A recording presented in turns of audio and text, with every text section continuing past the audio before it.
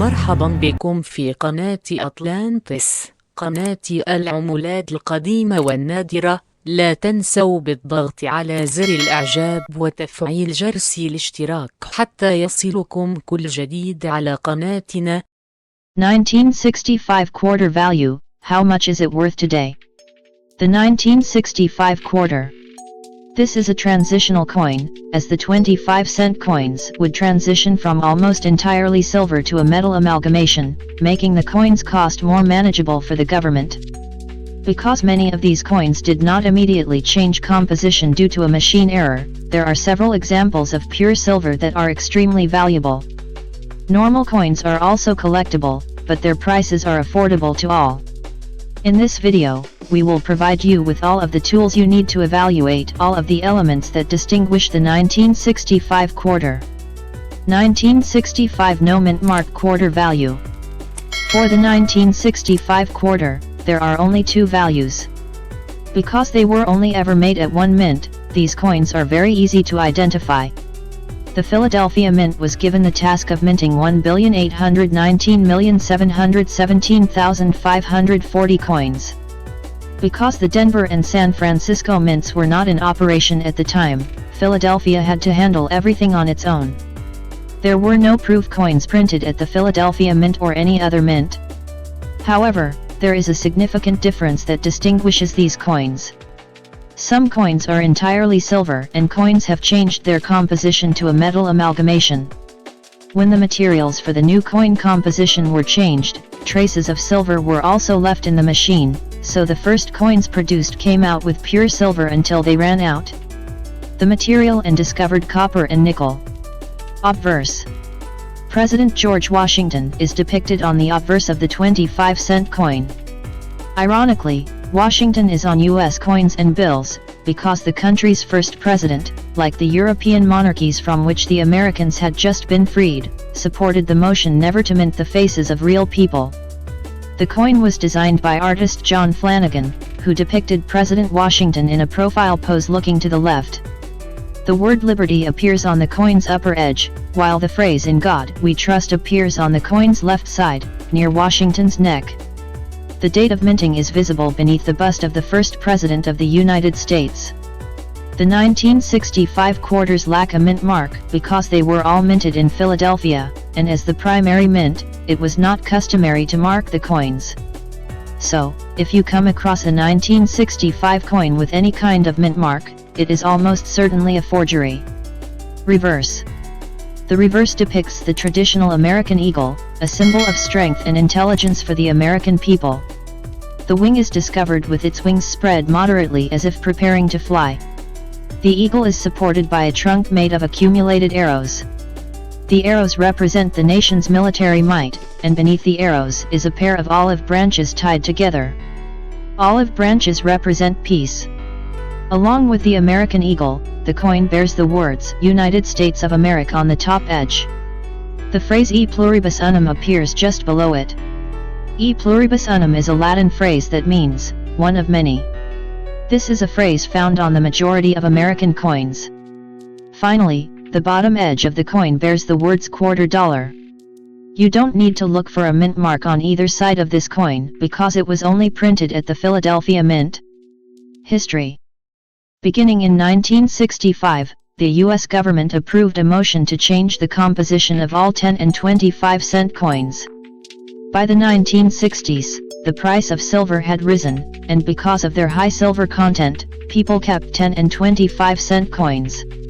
This is how a law was passed to replace all of the silver in the 10 and 25-cent coins with copper with a nickel coating. However, something strange happened at this point. Some earlier series of planchets ended up in error in 1965 coin machines. Because these planchets were made of silver, a large number of coins with the old composition of pure silver. The exact number of pure silver coins struck in 1965 is unknown, but single copies can fetch thousands of dollars. Value. Because the 1965 quarters were minted in large quantities and many copies have survived to this day, the coins in circulation are only worth their face value. However, Things can start to change when we talk about coins that are not in circulation or have a very high gem quality. Uncirculated coins start at $1 and gradually rise to $35 for an MS-66 coin, $400 for an MS-67 coin, and thousands of dollars for a high-quality coin. An MS-68 has been reported to have sold for $12,650. Prices for silver coins, on the other hand, are a completely different story. One of these uncirculated coins in excellent condition can easily sell for more than $45,000. They are one-of-a-kind coins, no one knows how many were made, and they are highly sought after by expert collectors willing to pay their high price. Silver coins in circulation are extremely rare. Most people save them to trade or sell later, so the only copies available for purchase will be in stores and online auctions. When you notice that your coin has a brighter shine than usual or that it weighs slightly more than other coins of the same type, you should be suspicious.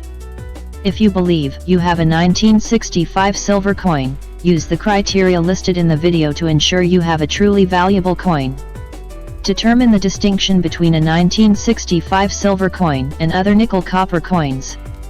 The main distinction between the two coins is that the nickel-plated copper coins have a reddish rim, while entirely silver coins have no color change on the edges and shine brighter than the rest of the coins, even if they are older and poorly cared for.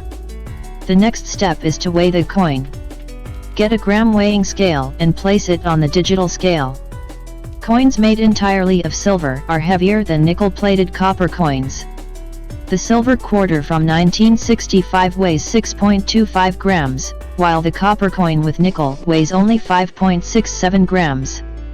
Finally, you should take your coin to a coin certification company. Companies that provide this service have highly trained professionals who will verify that your coin is authentic and will assist you in pricing and selling it more easily in the market. A coin's sale will be easier and safer if it has a certificate of authenticity. 1965 quarter grading. The degree of conservation of a coin is critical in determining its purchase or sale price. There are coins in circulation ranging from good to extra fine. Uncirculated coins are the ones that start to become valuable. The 1965 quarter must be well preserved because only coins in Indiana gem condition have significant value. Rare 1965 quarter error list. Being a transitional coin with only silver copies makes the 1965 quarter a very special coin. However, if an error in the coin's minting is discovered, the price and uniqueness of the coin can skyrocket. The double-tailed quarter error.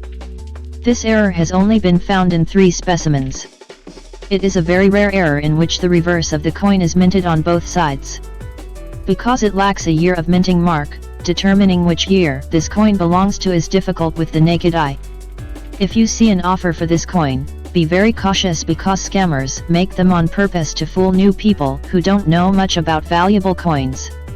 This is a common practice for this type of coin because 2 of the real coins sold for $40,000 and $80,000, respectively.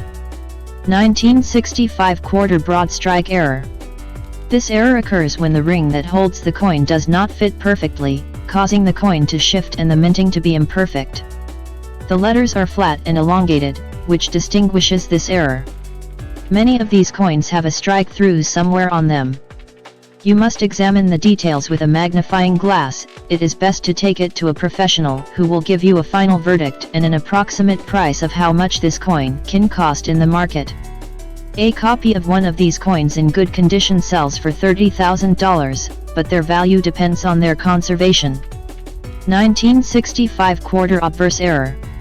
This is a very common error in most coins because it is one of the most frequently repeated errors in coin production. This error occurs when the die is struck multiple times on the same planchet. This results in a weaker duplicate of the main image, which is usually visible in the outlines of the numbers or letters on the coin. The most well-known duplicates are the phrase "In God We Trust" and the word "Liberty." On the obverse of the coin, there are also traces of duplication in President Washington's eyes and hair. A copy of one of these coins in good condition sells for $300, but their value depends on their conservation. 1965 quarter FAQ. Is there anything special about the 1965 quarter? The 1965 quarters are unique in that they are transition coins. That is, the composition of the coin was changed from 1964 to 1965, but when it came to making them, there were silver planchets from the previous series and they were minted with the remaining silver by mistake. It is unknown how many pure silver coins were produced, but a good copy can fetch thousands of dollars. How can you tell if a 1965 quarter is rare? There are two indicators that you have a rare quarter of pure silver. To begin, examine the brightness and edge of the coins. Copper coins with nickel coatings have a bronze-colored edge, whereas silver coins are solid and have a deeper shine. You should also consider the weight. Silver coins are heavier than 6 grams. If your coin weighs more than 6 grams, you should have it examined by a professional.